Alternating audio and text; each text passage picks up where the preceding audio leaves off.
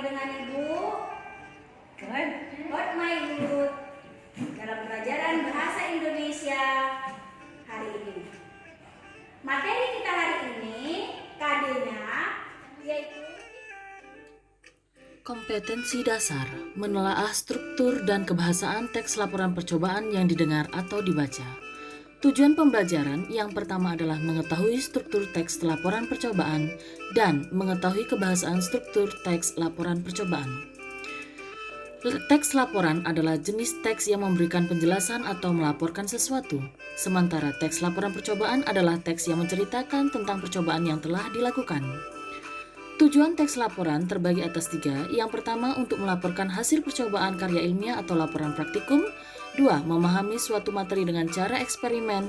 3. Memberikan informasi kepada orang lain mengenai hasil percobaan yang telah dibuat. Struktur teks laporan percobaan terdapat dalam 5 bagian. Yang pertama, judul.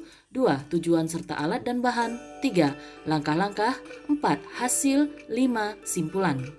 Kebahasaan dalam teks laporan percobaan diantaranya adalah sinonim dan antonim, kata bilangan, kalimat perintah, kata hubung, banyak menggunakan istilah, dan menggunakan kata kerja tindakan.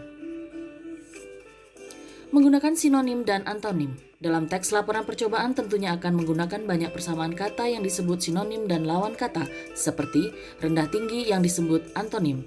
Pada teks laporan percobaan sinonim dan antonim biasanya terdapat pada bagian langkah-langkah percobaan.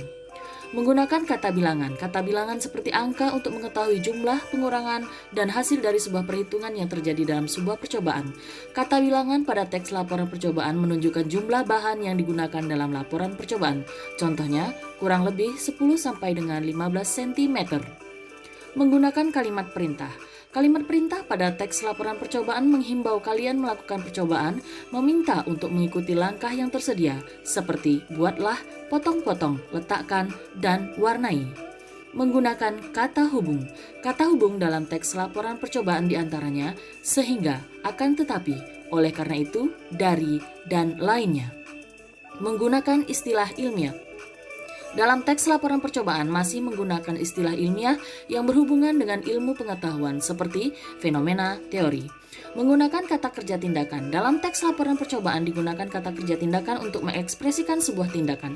Contoh, warnai sesuka hatimu. Terima kasih. Bacalah teks yang disajikan kemudian jawablah soal berikut ini.